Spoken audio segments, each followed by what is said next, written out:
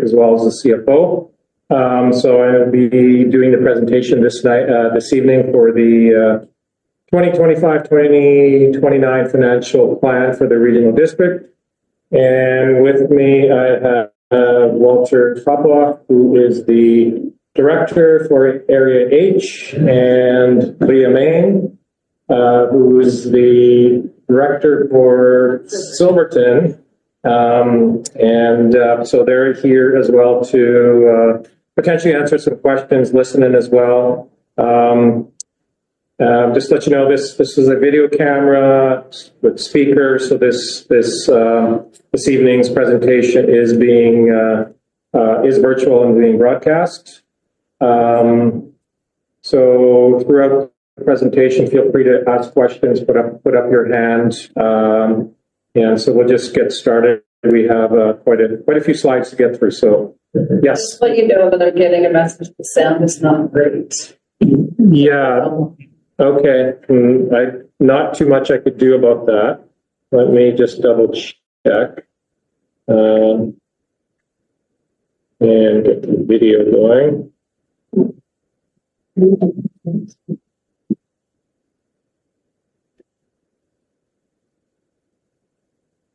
There we go. Microphone.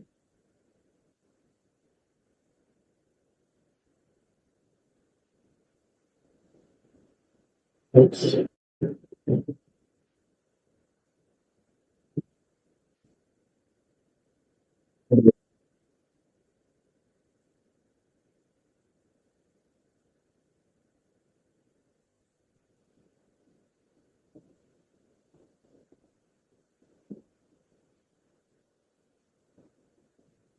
Okay.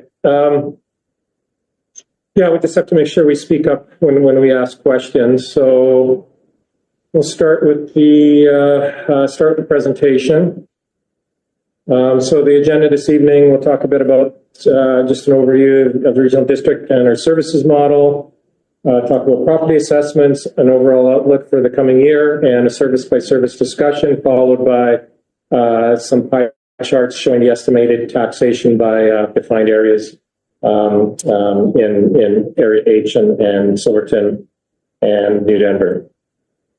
So just a reminder, this is a draft budget. So we are still working on our last year's final year adjustments, which could impact this budget, as well as staff, committee, commission, director, and board level reviews are continuing.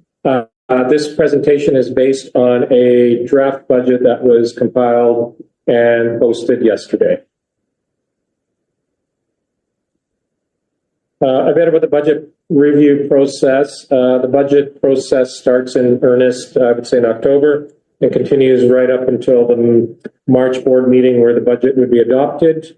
So we have various meetings, including the board level, committee and commission level, local service committees and directors and participants, where service budgets are reviewed and discussed. So many of these have had several meetings. For instance, resource recovery, a few of the committee and commission service levels have had multiple meetings. And so even as we go through this process, I think Area H has a meeting tomorrow. Yes, we still, like in the north, we'll have a residents meeting. Yeah. And we'll have the Roseberry Parklands meeting and the Galena Trail meeting that we'll have here, and we'll get the final input. Our staff has developed a budget for each one of those committees, and then what they look after, what the final input will be from the committee. Okay, so still more to come. So the budget is in a state of flux, but this is the third version, so we're closer than we were 2 weeks ago. For those that aren't familiar with the regional district, it's one of 27 regional districts in BC. It's comprised of 11 rural areas, A to K. This evening, we're dealing with H and specifically H North, as well as Silverton, New Denver. 10 member municipalities in the regional district, including Silverton, New Denver. Regional district provides 186 services, roughly broken out into parks and rec services, including facilities, rural fire protection and emergency management, resource recovery and waste, building inspection, planning, GIS bylaw, and transit. Each service, this is something unique to regional districts versus municipalities. Each service stands on its own, so it needs to be funded itself. We can't transfer surpluses or deficits from one service to another.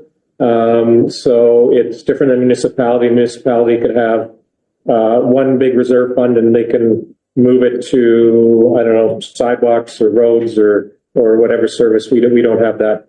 Regional district by regulation does not have the capacity. Some statistics there, 298 full-time equivalent employees. That's, took all the hours everybody worked, divided by about 1,800, you come up with about 298 full-time equivalent employees.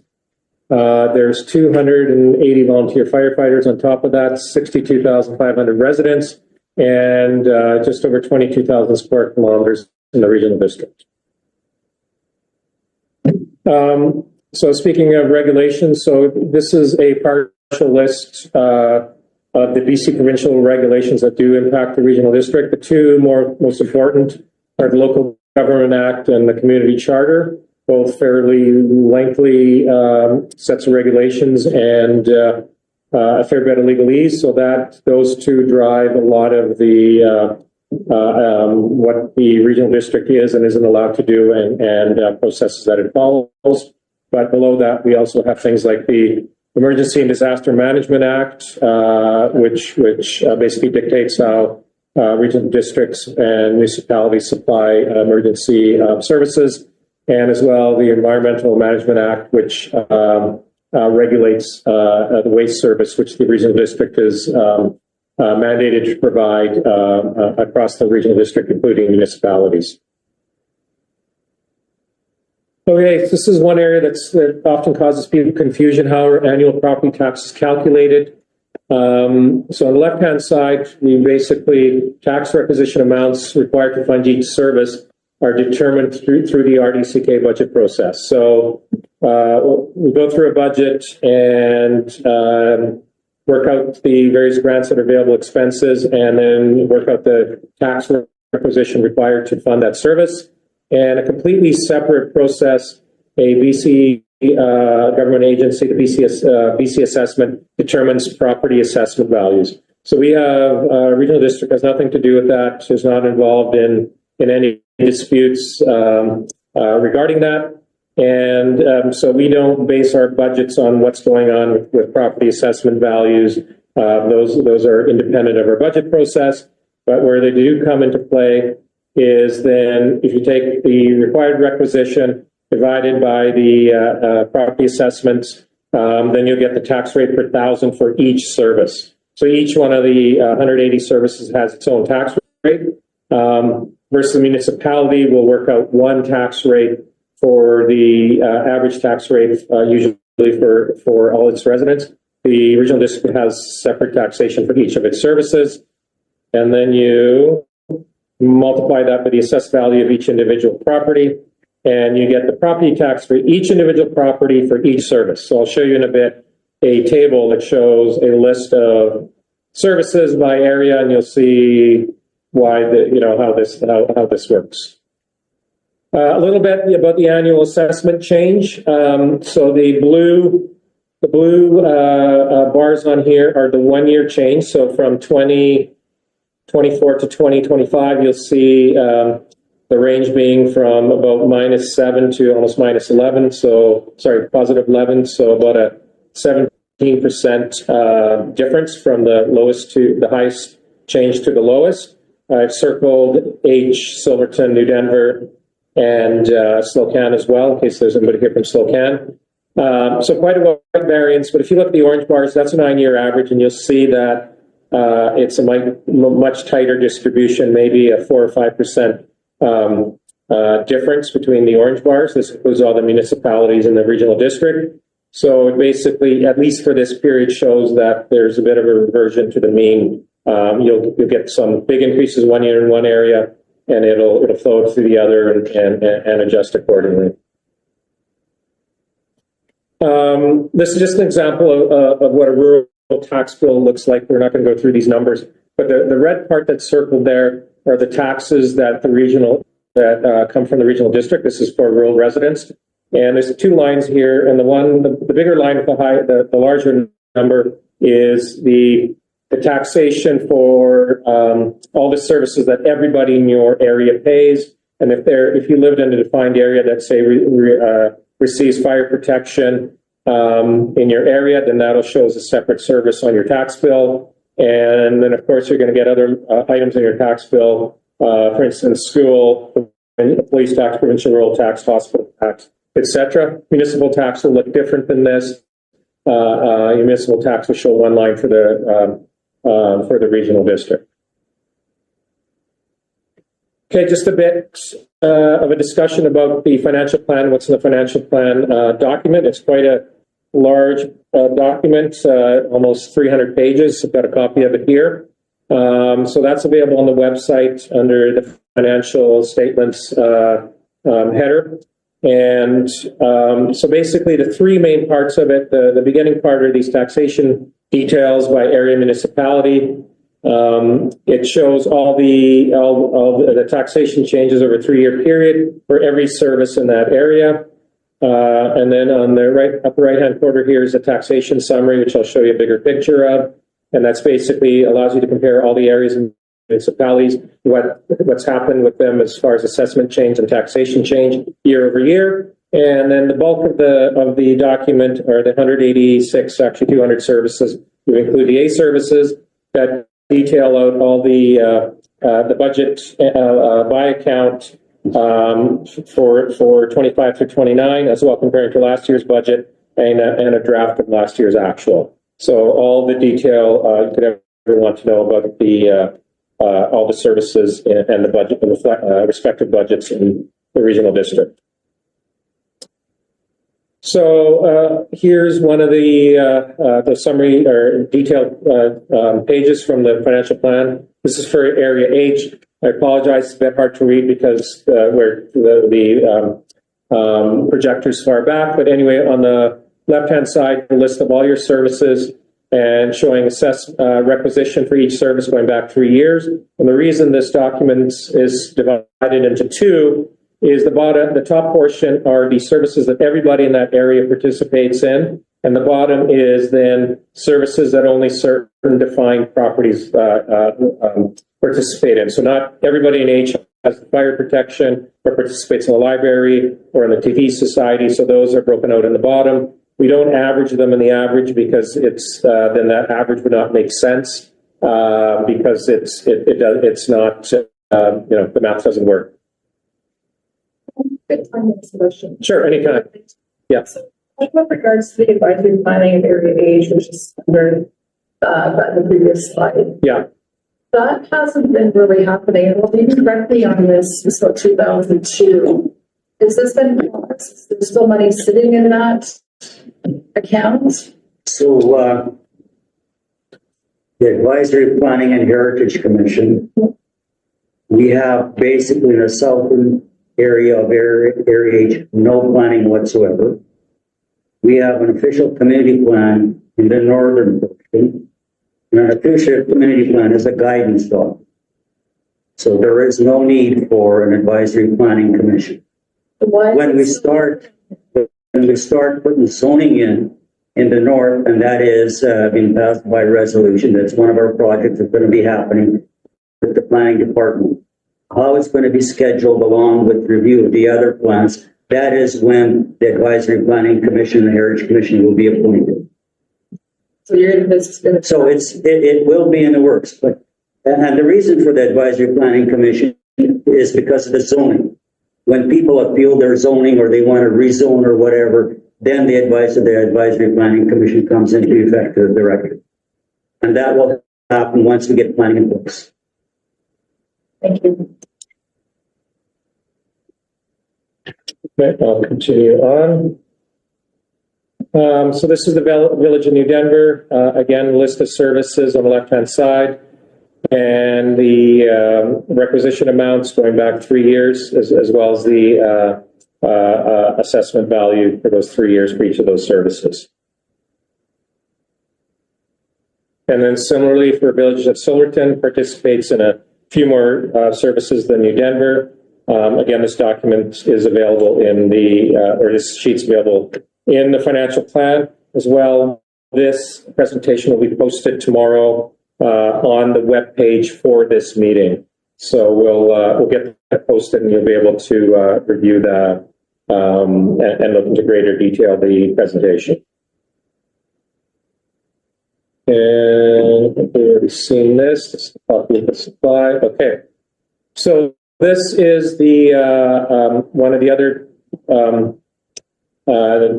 This is part of the financial plan, one of the other sheets, and this lists out all the electoral areas, municipalities, the change in assessment from 25 versus 24. So it shows the percentage increase. So overall, in the regional district, there's a 5.2% increase in assessed value. H on the higher end, 8.4%. And New Denver, 4.2, Silverton, 6.3. So a little bit of a range there. And then the net change in taxation for H currently is 8.9, New Denver 8.4, and Silverton 13.4. One of the reasons that Silverton is higher than New Denver is that it's saw a larger increase in assessed values than New Denver did. So you end up with what's called an assessment shift. So it ends up taking, if your value of your property increases faster than your neighbors, you're going to take a greater share of taxation in services that you share. If it increases less, then you take a greater share. So it's all driven by your assessed value. 2025 overall outlook. So we briefly go with that. Briefly go over the some overall look general items.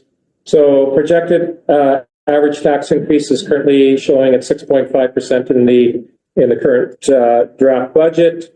We did a bit of a survey a couple of weeks ago, so that is actually lower than many other regional districts and municipalities' draft financial plans. Of course, those are subject to change, just as ours is subject to change.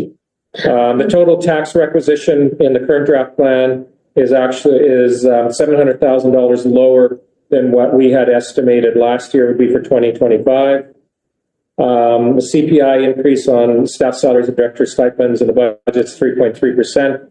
It's effectively a 2-year average to smooth annual increases and decreases. So it increases slower as inflation increases and decreases less as inflation drops, but it averages out in the end. Other thing that's happening now, as I'm sure people are aware, decreasing interest rates are reducing interest charges on short-term loans, but they are also reducing investment income. We're continuing work on implementing a formal asset management plan. This is becoming a growing requirement for external grant streams, primarily community works.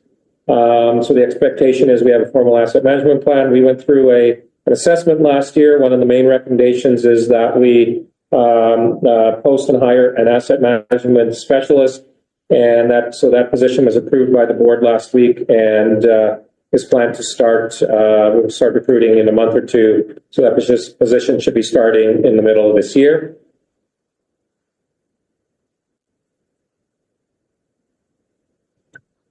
Briefly talk about 2025 challenges and opportunities.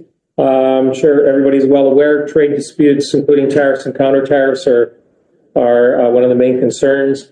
This has a potential to increase our procurement costs as well. If there's slowing economic activity, it could lower building permit, waste disposal, and recreational fee revenue. And if we get into more severe downturn, it could have a wider effect on the area as well as the regional district. Fluctuating Canadian dollar, we've seen it drop a fair bit in the last few months. It's come back a little bit, so that could lead to increased inflation procurement costs. New federal government is likely in the coming future. Right now, it's difficult to say how that will impact the regional district. The other thing that's in the news a lot lately is artificial intelligence. The technology is evolving very, very quickly. We're currently seeing limited, although some success in the use of the regional district.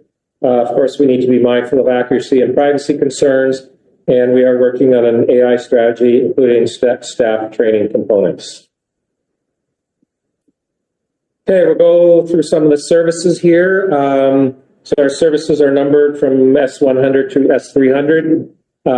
We'll just go through the main ones that affect Silverton, Silverton, New Denver, and H. So general administration, this includes our corporate administration, finance, IT, human resources, CEO, and the municipal directors. So looking at an 8% taxation increase in the service this coming year. One of the main projects is a $138,000 roofing replacement. One of the factors affecting our HR is we've seen lately a lot more applicants as positions become empty and we recruit. We've seen a lot of increase in applicants versus 2 or 3 years ago when the pool is tighter. But issues coming to housing availability and affordability are limiting, as well as high expectation for wages and compensation are impeding recruitment efforts. We're starting to migrate to SharePoint for records management, as well as continuing migration in Microsoft 365. Cybersecurity threats continue to increase, so we're continuing to build our resiliency. New website announcement should be coming soon in the coming weeks. And as well, an organizational review was approved by the board last week, so that'll commence this year. Rural administration, so this is Silverton, Spokane, sorry, shouldn't be on the top here. This is New Denver. This should just be area H. So the services that are provided are the rural directors, as well regional fire overhead and bylaw enforcement. So our regional fire services overhead, they basically provide oversight and coordination to the 21 RDCK fire protection services, including 911, structure protection unit, BC wildfire service deployments, and firefighter training. And most of the overhead costs are allocated out to the 21 services, but not all of them. We are again expecting a almost $500,000 grant for training from UBCM. Hopefully we'll be able to confirm that in a month or so. And there's a reserve allotment to procure a new command vehicle in 2025. Bylaw enforcement includes noise, animal control, unsightly and nuisance properties, zoning and soil removal and deposit enforcement of those bylaws. And those vary by electoral area. They're not region-wide. So each area has their own bylaws or bylaws span just a few areas. So GIS service S102 basically provides regional mapping services for internal and external users, including our public web map, landfill measurements and mapping for fire services, emergency service, including mapping of evacuation alerts and orders. So on the right-hand side there, we have the evacuation order, I believe, from the Argenta wildfires from last summer. So a relatively minor inflationary increase of 3%, some funding for a strategic assessment, upgrades to the GIS system, and some equipment. And as well, they'll be working, department working on upgrading and integrating GIS with the next gen 911 this year. Building inspection, S103, we'll see a larger tax increase this year. What's really affecting it is permit revenue really came off last year. We had a budget of $950,000. New permits came in at $636,000. So because of that, we had 2 building inspection positions were open. We removed those, and we won't be recruiting for those positions. So they've been removed from the budget and remain out of the budget until activity recovers. So some of the work that department's doing besides inspections is staying current with the provisions of the BC Building Code. As well, we have some new accounting standards that may impact revenue recognition in the service. Planning and land use. So the planning department responsible for zoning, land use, and development applications and long-term community plans, looking at about an 18% taxation increase, receiving some provincial funding to address housing regulation, and some projects for this year, the subdivision servicing plan, floodplain bylaw, and regional local community needs project. So on the right there is a chart or a map showing the various OCPs and where floodplain and subdivision bylaws apply, as well as some zoning bylaws. West Resource Recovery Service S188 is basically covers everything from Castlegar all the way up to Nakusp on the west side of the regional district. It includes transfer stations, recycling depots, landfills, as well as transportation of materials. An 8% taxation, 10% tipping fee increase, and some projects initiatives working on change to contaminated wood waste management. The West Transfer Station upgrades, most of which are in this area, are nearly complete. The Cusp landfill closing planning process underway. Some continuing work in rural organics diversion initiatives, and work at the Shandy landfill, and procurement process for the eco depots. The two pictures we have on the right-hand side, the upper one is the composting facility in Salmo. The lower one is basically a cell at the Creston landfill that's being covered to prevent release, sort of uncontrolled release of methane gas, as well as prevent water from seeping through the fill into the ground.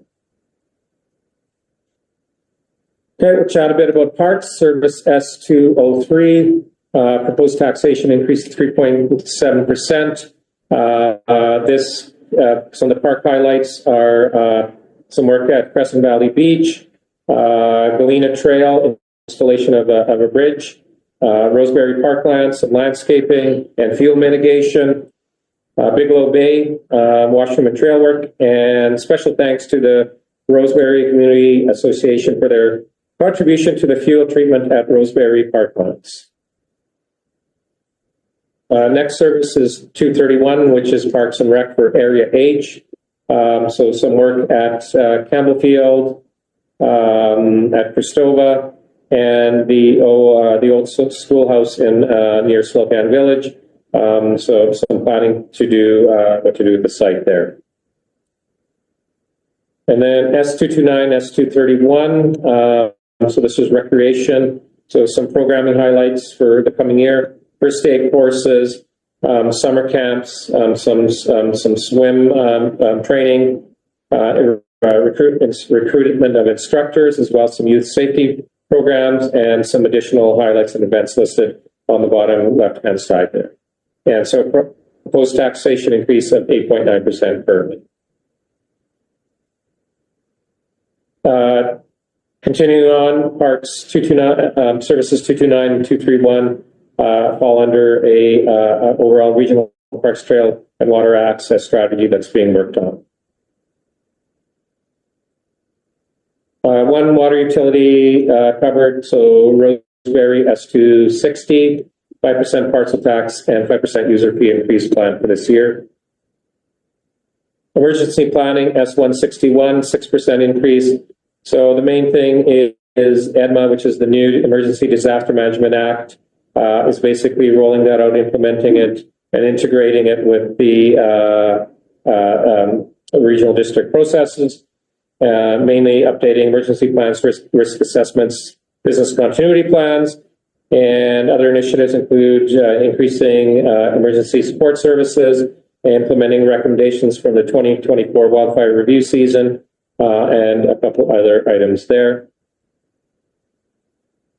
911 communications. So the regional district doesn't actually have a 911 call-in center, but what we provide is we contract out the two 911, the two dispatch services, one for 911, one for fire, and those costs are increasing again this year. And again, continuing increase. There's been a fair bit spent on moving to next generation 911 that continues this year, but not to the extent. and then as well as upgrading some old radio infrastructure, including repeaters. That's $100,000 in the budget to be funded by reserves. Fire protection, S140, 142. So we have some region-wide initiatives. So continued replacement of protective gear and equipment, continuing capital reserve contributions, and utilizing some Columbia Basin Trust readiness grants. The two services directly affecting this area are New Denver contract S140. So there's a 3% inflationary increase there. Slocan Valley 142. So that's for residents in fire protection areas, Slocan and Southtown to Crescent Valley, 4% taxation increase, some energy upgrades, and a procurement of a replacement fire apparatus or fire truck is in progress. I believe that's Winlaw. Is that right? Yes. Yeah. And then swinging over to transit, services 238 through 39. Some fairly extensive increases in the service. That's basically BC Transit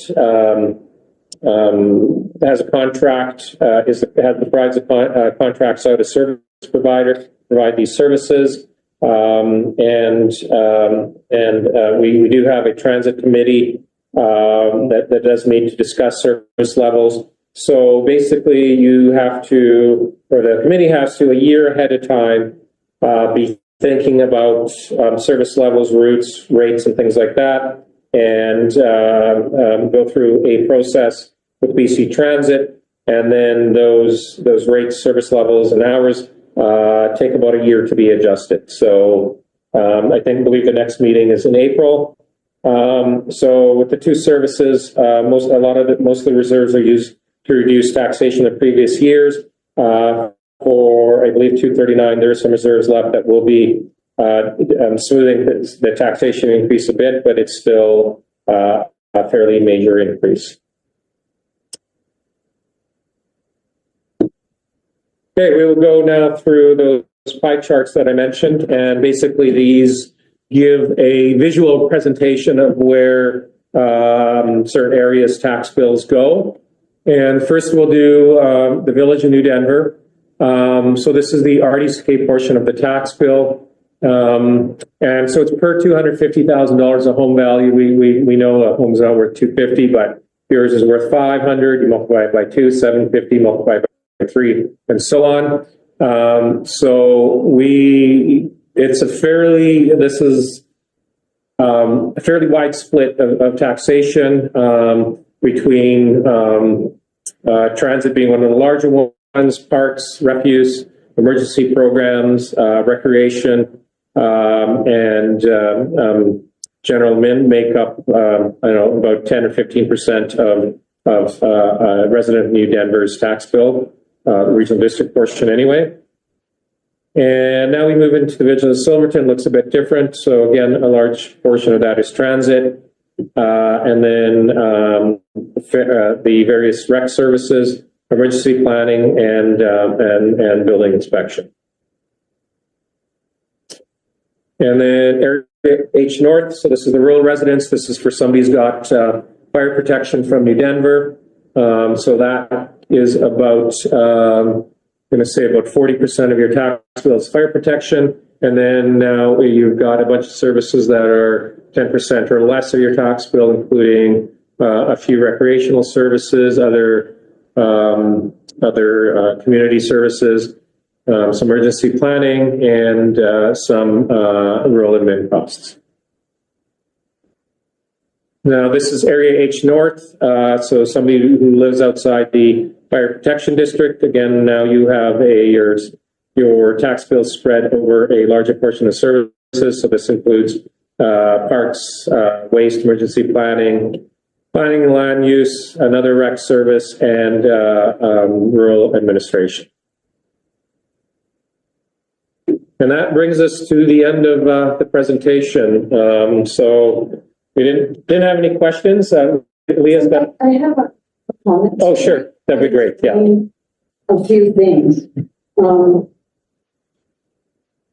garbage, waste, recycling, what we do and what we do is mandated by the province. How we do it is a choice. But we have to meet provincial regulations around all of the landfills, all of the transfer stations. We have to have development plans. We have to have plans for what happens when the landfill gets full. What do we do? How do we decommission it? And we have to be putting money away for that. And those costs keep escalating as the province puts more and more regulations in on that. Transit, the contract we have with BC Transit, how much they want to increase that is out of our hands. If we want to have any transit at all, we have to pay what they ask us to pay. The other thing is 911 service. Traditionally, is funded in part from a levy on landline telephone bills. As fewer and fewer people have landline telephones, that amount of levy that's being collected decreases, and therefore the taxation has to increase to compensate. The other piece that I wanted to bring your attention to was last year in a couple of services, we used some reserves to keep the inflationary rate low. We didn't know what was coming in the next year. So some of the big increases this year are because we kept it artificially low last year, hoping that we were smoothing the increase. So I hope that those comments help understand the background of this taxation. In respect to reserves, that's something that I'm not very clear on here. Because I think there are some obligations by every layer of government to tax according to need. And I'm confused as to why there will be reserves. Does that mean that we were overtaxed in previous times?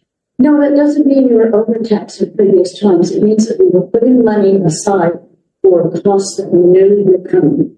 Every piece of infrastructure that we own needs maintenance and needs repairs and needs upgrading. And so part of our due diligence financially is to put some money in reserve accounts so that we have it to use when those exigencies emerge.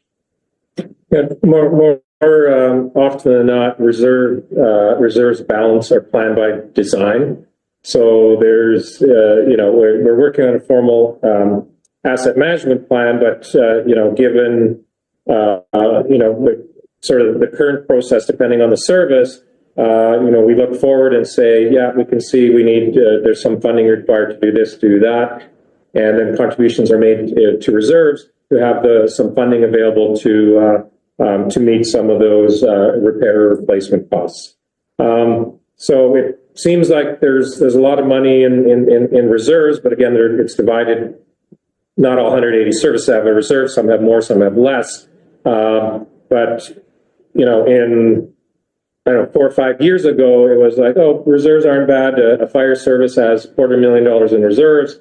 That'll get us most of the way to a fire truck. Well, now a fire truck costs $900,000.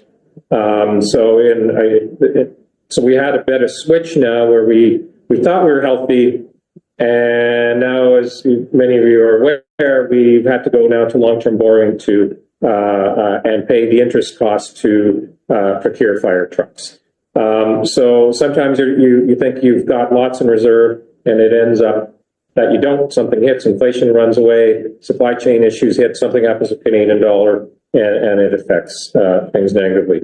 So as far as the surpluses from prior years, we have both surpluses and deficit. So nobody could plan perfectly. Some services will have a surplus, some will have deficits. So those surplus and deficits have to stay in that service. Again, we can't just forget them. They're in the past. So then decisions are sometimes made. Well, we had a healthy surplus. We'll put some of that in reserves to either towards some capital purchases coming up, or towards maybe stabilizing taxation, so we don't have a huge drop this year and a big increase in the coming year. So we don't continuously build up those type of reserves. I think the only service where we have, I think, an actual policy around a stabilization reserve, and I may be wrong about this, is building inspection, because building inspection income revenues all over the place.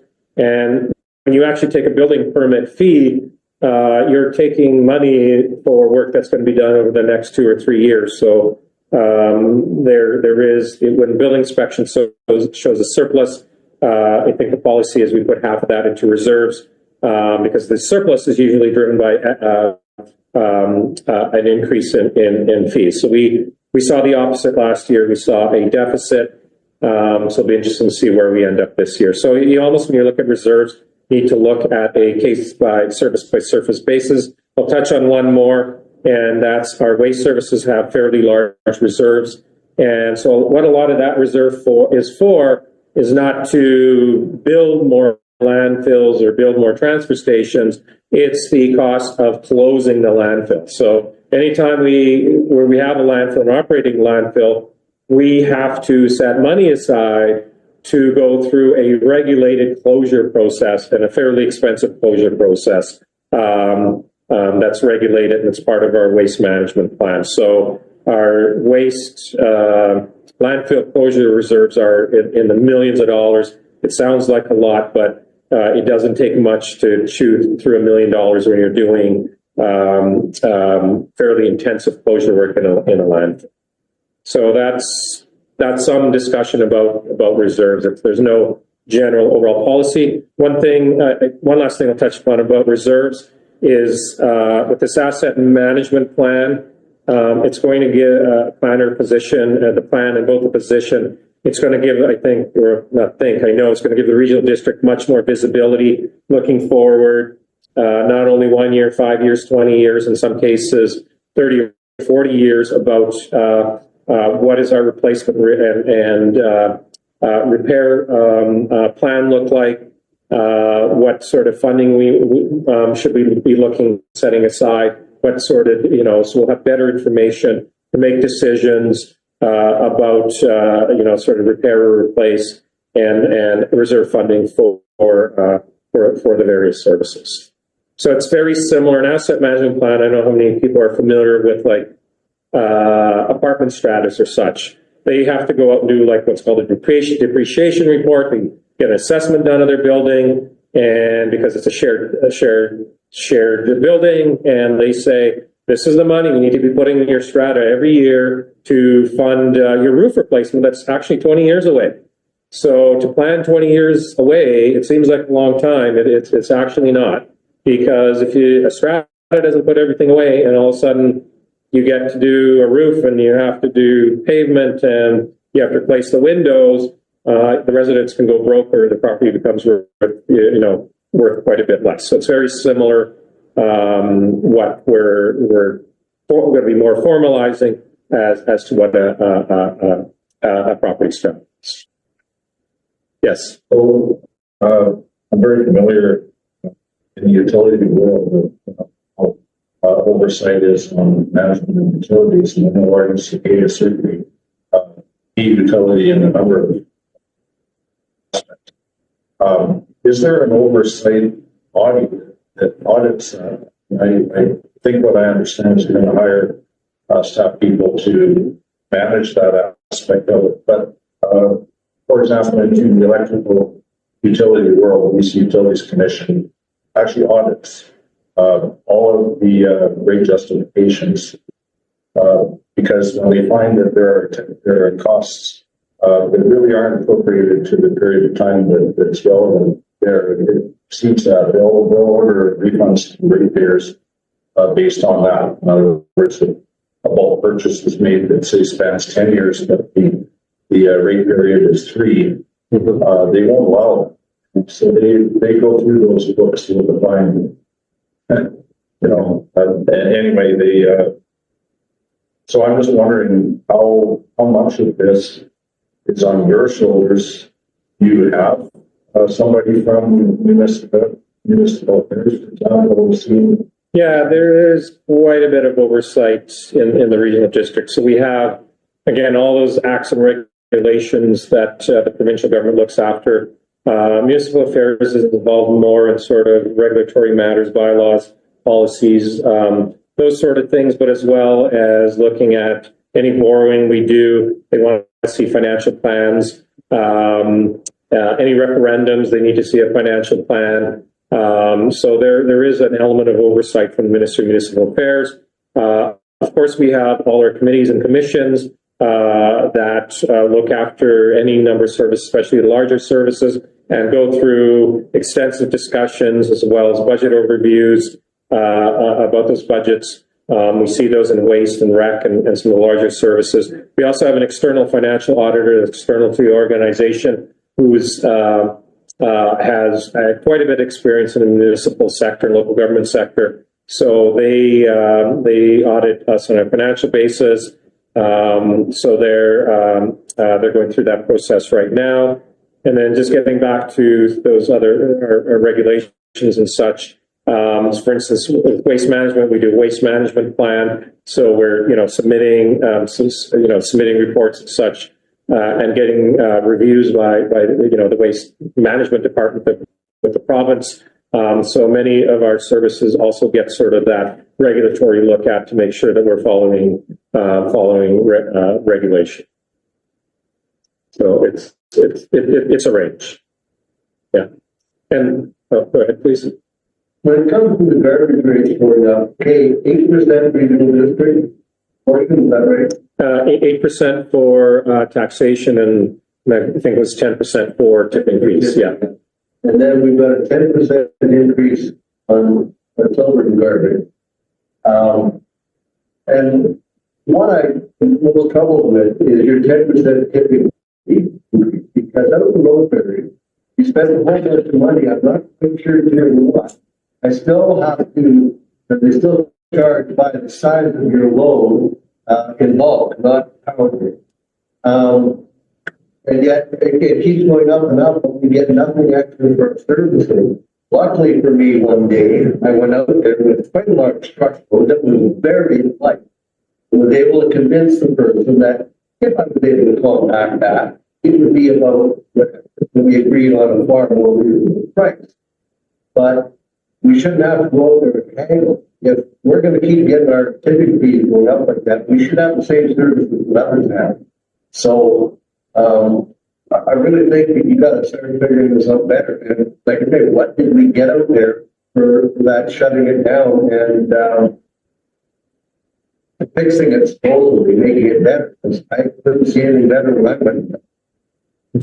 Yeah, I'm not familiar with the specifics there. I know some work was done there, and I didn't have it in my report, but we're still, and again, as many are aware, with things that you buy, it seems things that you purchase for your home, and I know things that I buy are increasing at a cost that's greater than inflation.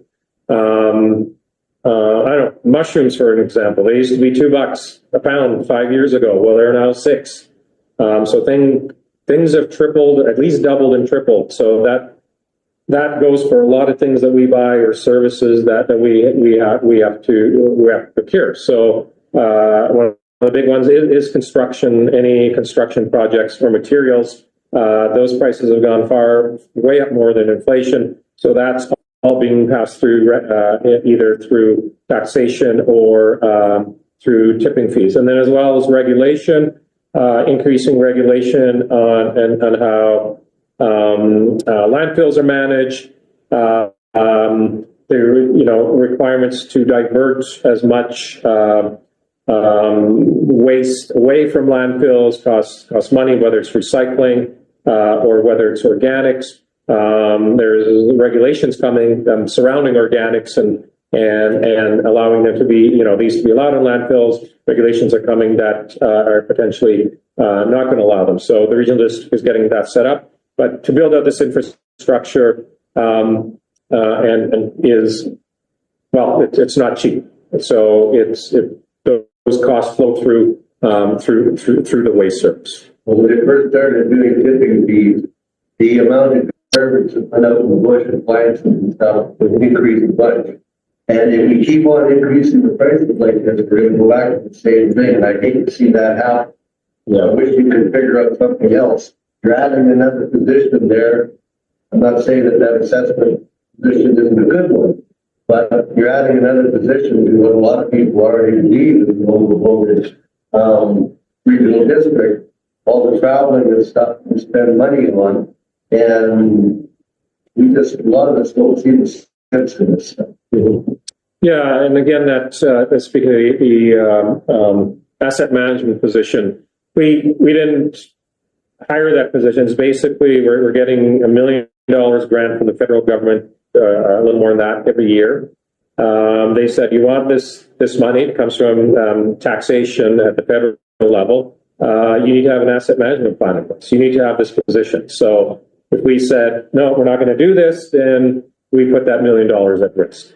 So yes, it appears to be increasing inflation, but it's basically you can look at it as and we can't use, funny enough, we can't use that funding to fund that position either. So it has to be funded by taxation, but it's a little bit of you could look at it as now we have more community works funds available, and we don't have to spend as much taxation on directly taxing residents to do some of the work that's required. So it's basically, you know, keeping us eligible for those funds. Our tax dollars one way or the other. Yeah. Provision, whatever it is. Yeah, but I would caution that in saying where, as far as, you know, those federal funds apply to all municipalities, I think we would probably not the right decision to say, no, we don't want your money, right? Because every other municipality is getting that money. If we don't take it, then we would be taxing residents by another $1 million a year, maybe not that much, but a good chunk of it. So it's money generated by business federally that Job creation. Yeah. Like job creation program. Yeah, and it's We get hires downloading people, bring us money, and then we have to pay them. yeah, it's a job creation, but it's mainly to make sure that infrastructure does not fall behind. This whole asset management piece, what it's really driven by it's good practice, but a number of municipalities over the last 10 years, and I will mention Asuyas, didn't fund their infrastructure, didn't fund reserves, and all of a sudden they were seeing 35% increases in taxation. I don't know how many years that went on for, and they weren't the only municipality in Canada that's doing that. So there's been sort of this push that, you know, you need to manage your assets and plan further ahead and do a better job of doing that. And again, it's just good practice in any industry or business that wants to survive in the longer term does that. Yes. Hi, thank you guys for being here tonight. I appreciate it. A couple questions. The command vehicle. What is that? It's basically a vehicle for one of our regional fire chiefs. So I believe they're driving, don't quote me on it, like a 15-year-old pickup truck right now that's past its life. And we're, as was discussed at the board meeting last week, we're actually looking at spending a fair bit less than that. So anyway, we're looking at options. Is it just going to be straight up pickup truck for them? Or We don't know that yet. Yeah, we're looking at the requirements, and the only issue is if we do, the other thing to consider is, again, with fire protection vehicles, is they need to be outfitted with lights, sirens, radios, and those sort of things. So there's there's a certain cost attributable to that. But again, he's basically the person in that position is driving a truck that's beyond its useful life. So it's a matter of course replacement. And in that case, we've actually built up reserves. So around our fleet vehicles, we have a reserve. We do have a reserve guideline. So that money is sitting in those funds are sitting in reserves to replace that vehicle. what happens? Do you guys do options for any surplus of emergency days? What we most often do with vehicles, we do a trade-in. But at times, for instance, really old fire trucks that have timed out some other pieces of equipment, we do place them on auction sites. We don't do that directly. We don't do auctions directly because it's fairly labor intensive, cost prohibitive, and I'm sure if anybody's tried to sell a vehicle, it takes a lot of time and effort to do it. So we to get the wider reach, we generally use online auction sites to sell surplus equipment. Seems to be the way of the future anyway. Yeah. Another question with regards to the landfill closure, I'm not aware of that, the Bell's aware. When was that decision made and what is the future of another landfill in the cusp? I don't know all the exact details when. I think not sure when the decision was made, but it's from my understanding of it, it's again inherently being more cost prohibitive to operate a landfill. It's cheaper less expensive to run one landfill and manage one landfill and to haul waste than it is to run two landfills. That's mainly driven by regulation and ever increasing regulation as far as managing a landfill. So would they go to Roseberry as another landfill? No, the nearest landfill is Ushin. They'll have to come down. So that's all the residents of the cusp and we're moving from the transfer station. Yeah. Yes, the cusp is getting a new transfer station. Okay. Yeah, the cusp is getting a transfer station.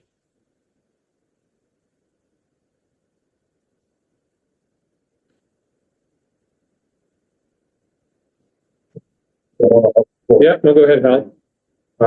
So I believe it's correct in saying that RDCD is a corporation. Regional district is, I don't know if corporation is the right words, but we fall under the Local Government Act. One in Denver, Silverton, Silverton, for example, are corporations for sure. Okay, and there's certain definitions and certain types of corporations, nonprofit, profit corporations are all well-run corporations constantly reviewing their actions and their costs, Right. things, and they are constantly reevaluating what they should and shouldn't be doing, and it changes over time, adapts to things like economy, for example. And I've heard the figure 180 services that the regional district supplies or provides. I'm curious if anybody knows what the original services were in 1960 when regional districts were devised. And what I think is a safe statement in respect to government corporations is they tend to grow and rarely go back. They grow and grow, and sometimes there's a lot of redundancy that just happens and it doesn't get reviewed out. It just taxes increase. It's no size of the government increases. I wonder of those 180 services, how many of those are really appropriate in this day and age, especially under facing the economic uncertainties that are all around us.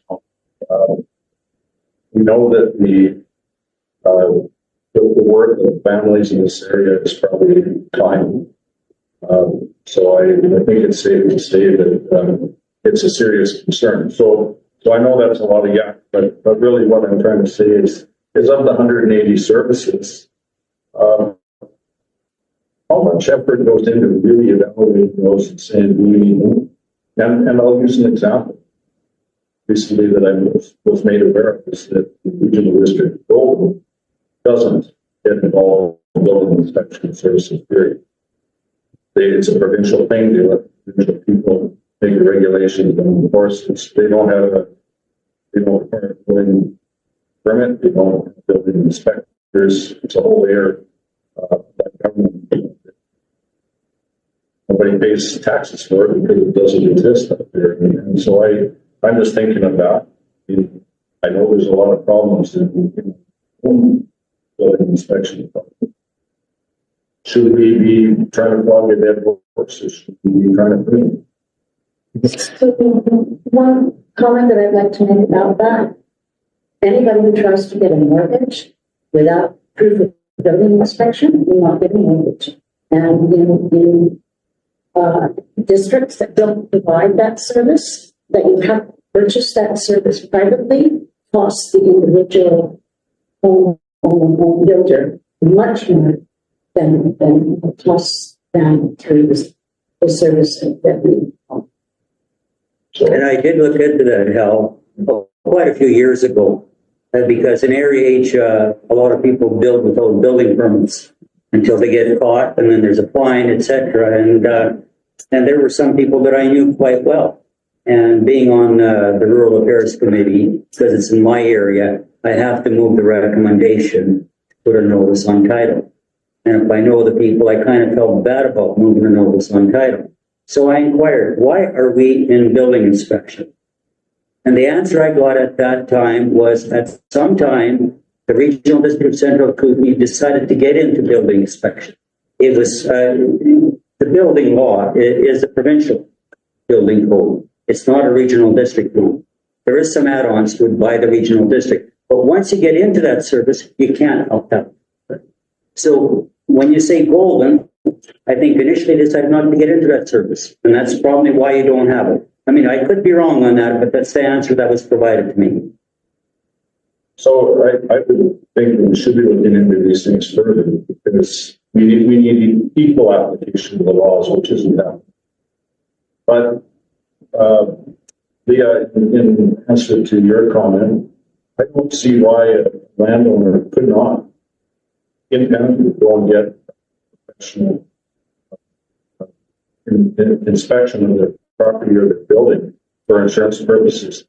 I can see more relevance to more regulation in the municipalities, and people choose to live in municipalities because of extra services, and rural people typically like to be rural people, and we don't necessarily need all of the urban restrictions and regulations here. And I know, Walter, you're very familiar with the south end of the valley is more vocal on opposing regulation and planning and zoning and all those things, as people up here are too, but maybe not as loud up here. I just wonder how appropriate some of these things are in the rural areas where we could be simplifying our lives and trying to live like rural people. And my point being is that there's a whole lot of areas that I think have redundancies that could simply be cleaned up and let go. Good business is always looking at where the waste is and trying to improve on that. They're looking for opportunity too, of course. But right now, I don't think we're in a time where we can really, I hear a lot of unhappiness out there about the tax burden and so on. People are scared. Some people are moving away because it isn't affordable for them anymore. So surely there must be some areas that we could identify where we could do some judicious pruning and make it easier on the taxpayers. Yeah, we do a strategic plan after every election. And the representative board go through this strategic plan, what we do. So, just to answer your questions, regional districts were formed in 1965, and I actually looked into why were we formed. We were formed because to provide services that the municipalities are providing that the regional district don't have access. Prior to that, there was a form of local government called improvement districts or irrigation districts. And they did that. And then they formed the regional district. They take over what the improvement districts were doing. And they stopped funding the improvement and irrigation districts back in 1990, I believe, in that area. Basically what they said, you have to belong to a regional district to get any granting from that province on that. So yes, the core services, and it has expanded to more and more and more services. And why do services expand? It's not myself as the director that says, hey, I want that service. It's a response to the residents that want that service. And I'll give an example. The noise control bylaw, the unsightly premises bylaw, the dog control bylaw, I have numerous requests for those three bylaws. And what I did is, I don't know if you recall or not, I did a survey of the area. And the response from the residents that participated in the survey, and granted, not everybody participates in the survey. It was, the question that I had from the administration is, Walter, why don't we put that survey online and let the residents participate? Well, I know quite well, not everybody in Area H has internet service. So my take was, let's send out a mailer to everybody. And where do we get that? We go to the assessment list, the property owners, and we sent the mailer out to the property. And it's not like it's $1,000 or two. To do a mailer in Area H is over $8,000. And the administration comes to me, Walter, the regional district is not going to fund for a survey in your area. You don't expect somebody from Crawford Bay to fund your survey. It has to come out of my funds that are available for me to distribute to the community. And I did surveys on that. And the response was, yes, we want that. So as a director, do I listen to my residents or not? I had the response, and we did establish a noise bylaw, and we're looking at a dog control bylaw, and in my opinion, it's taken us too long. People are getting bitten by dogs. People that walk up and down the trailer are getting intimidated, or the rail to trail are getting intimidated by dogs. So that's in the works. And I was told it's going to be on the February agenda. It wasn't. So, but there are processes. Now, Area H runs from South Spokane all the way to Summit Lake. So do you have a dog control officer that's located in Nelson going all the way to Summit Lake because somebody complained about a dog and finds out that was not a legit complaint, there's nothing there or whatever, it's a waste of time. So what we're looking at is, and I believe planning is looking at it through the bylaw, officers looking at possibly maybe having a dog control officer in the cusp and one in the southern portion so we can split up the area. But there's a cost associated with that. And the response, why are the taxes going up? Because the regional district, the cost is going to be borne by Area H residents that want that service, not by any other area. So that's one of the reasons your taxation is going up, and why we are getting into additional services where, I don't know if those were core services initially or not. Add another service, there's a recommendation that services there, but then like a majority of people have to, we just trying to remember the process. So regulatory services, you don't have to go to a referendum on regulatory services. And those three are regulatory services. And other services, like a fire truck in Winlow, for example, we were only allowed the short-term borrowing, but to get a long-term borrowing, we did have to have a referendum on that. And the referendum passed, so we borrowed. So rather than paying $900,000 over a period of 5 years, which will be a big jump in taxation, we got it spread over, I think, 20 years or 25 years. Correct me if I'm wrong, but a longer period of time, so the taxation jump is not that high.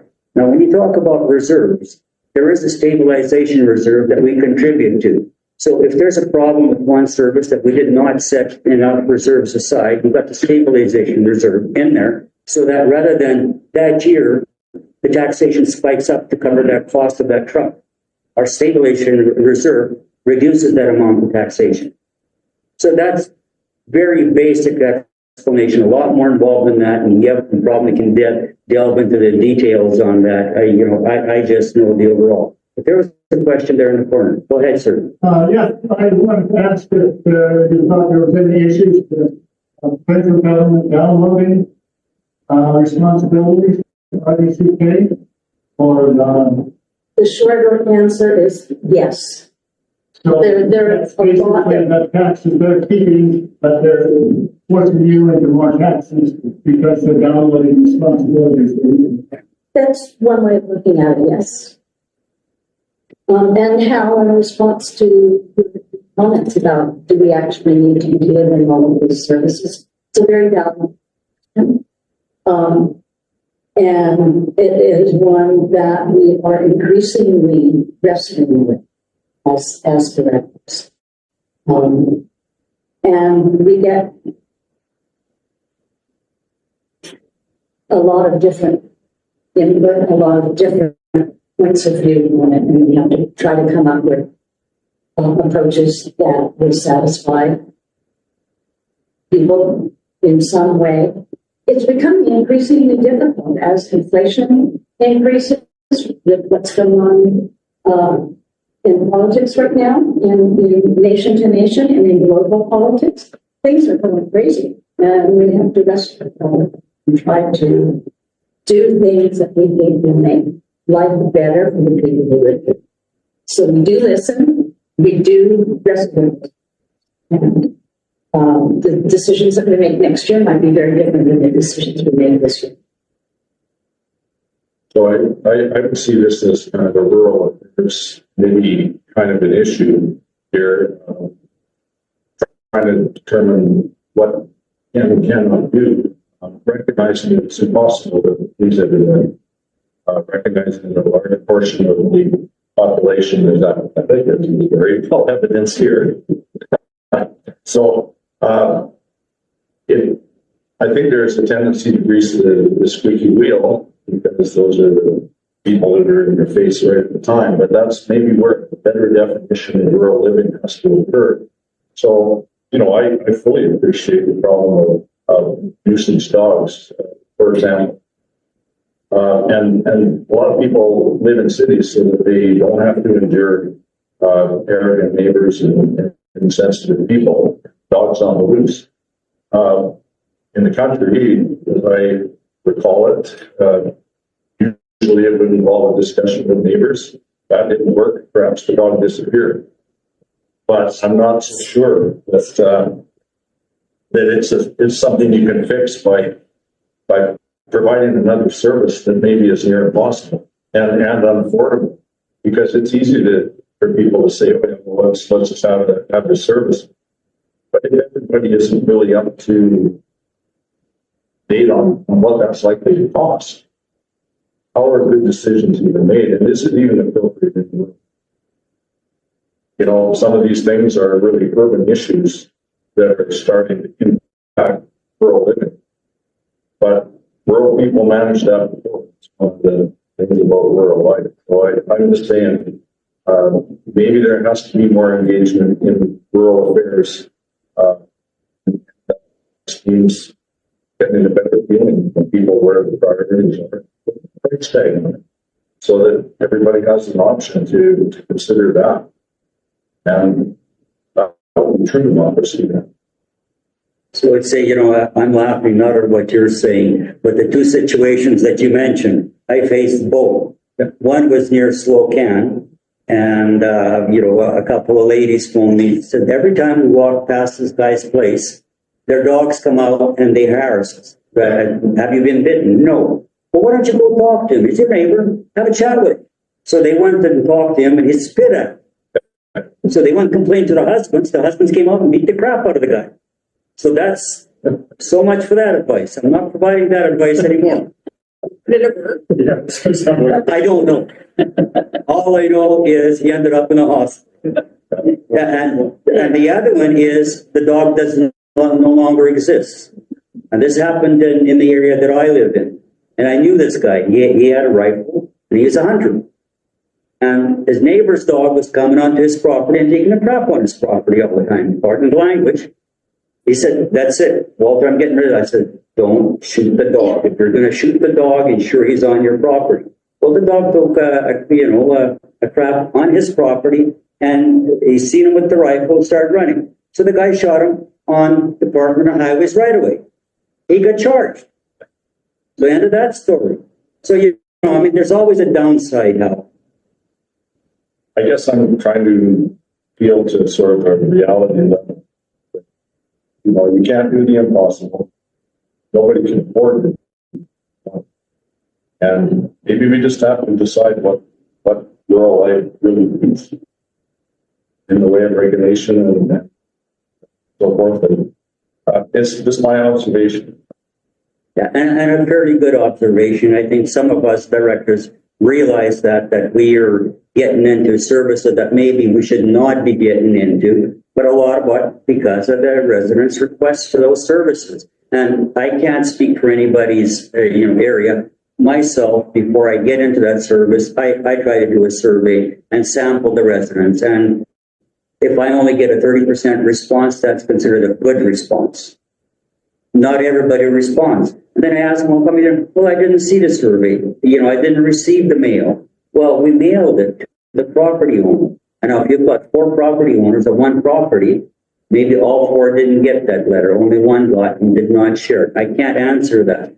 But as we do surveys on that, and our core services, and we did, you're right, we've deviated from a lot of our core services, but that was at the request of our residents.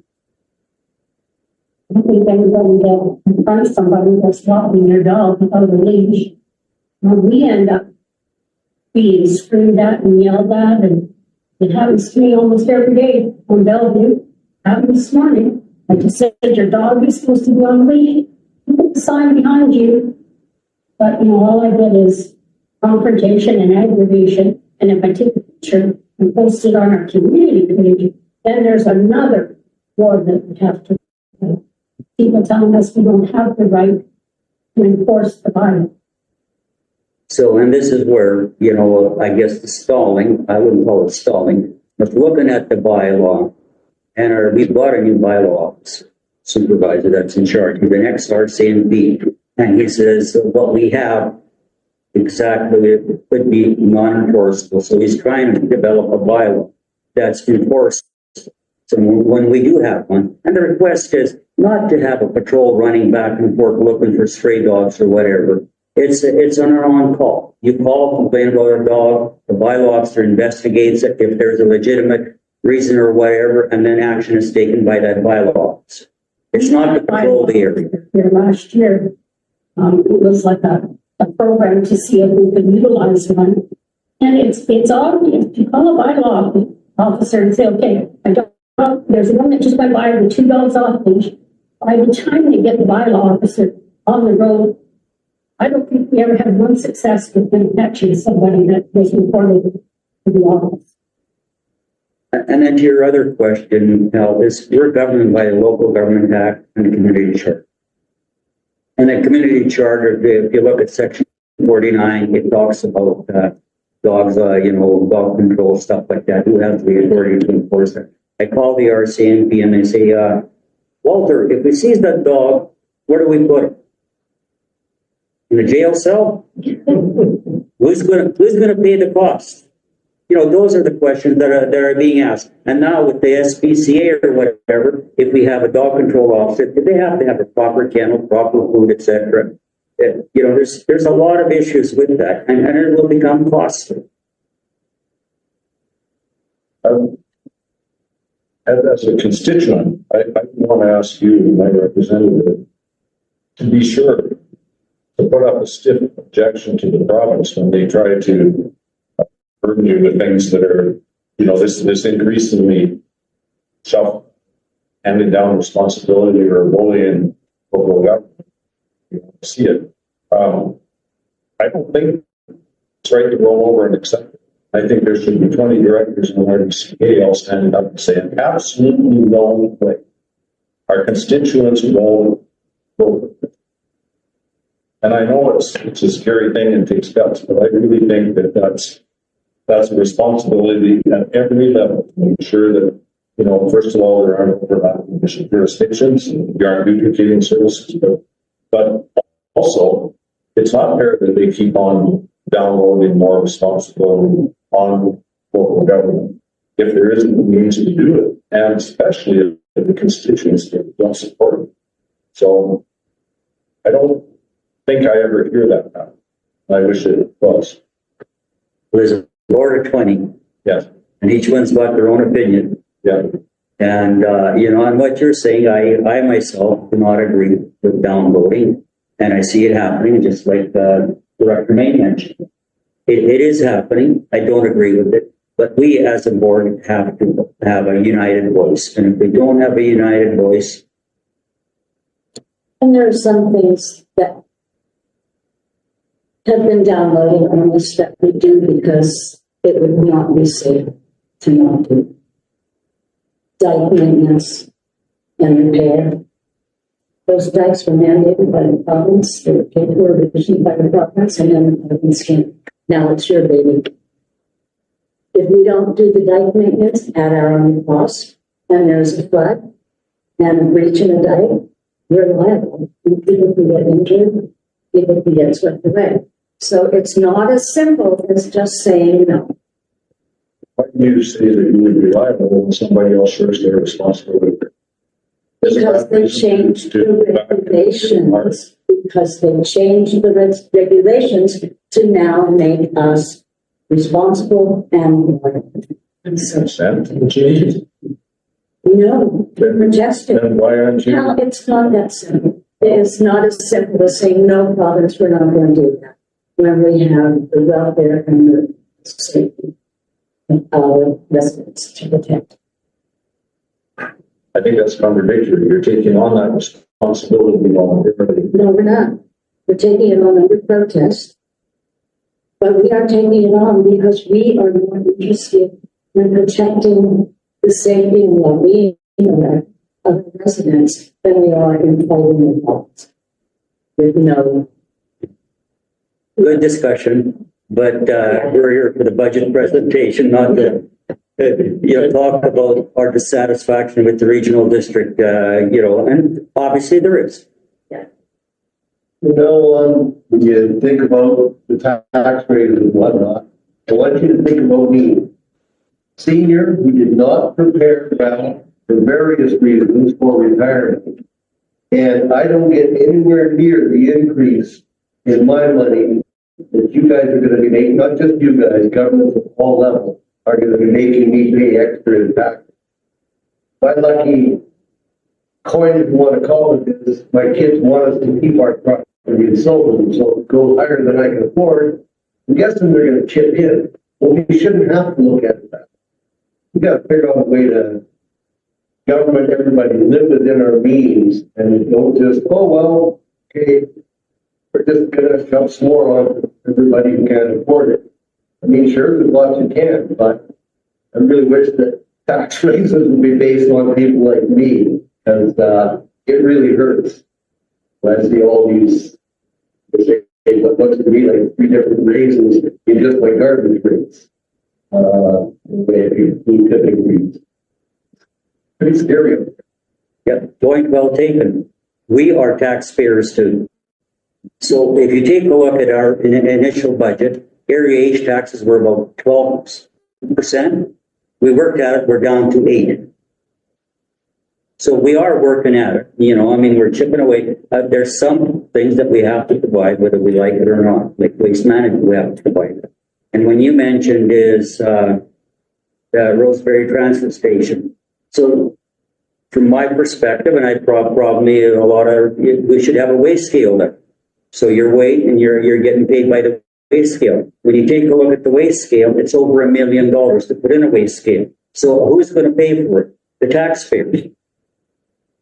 Well, Why can't you we're take gonna the pay scale for it anyway. Take the pay scale from the customer in Worcester. Because it won't fit in the simple answer. We're losing it in the past. Yeah. Anyways, I thank everybody for coming, and all your questions were good. Hopefully we answered some of them we can't answer. We have your. Well, thank you. Okay, yeah, thank you everyone for coming. Yeah, thank you as well. Nice meeting you. Yeah, we'll talk on Friday. Again at 3 o'clock, eh? Okay. Then put the email to send you. Yeah. Even if you don't. Yeah. Walter, I want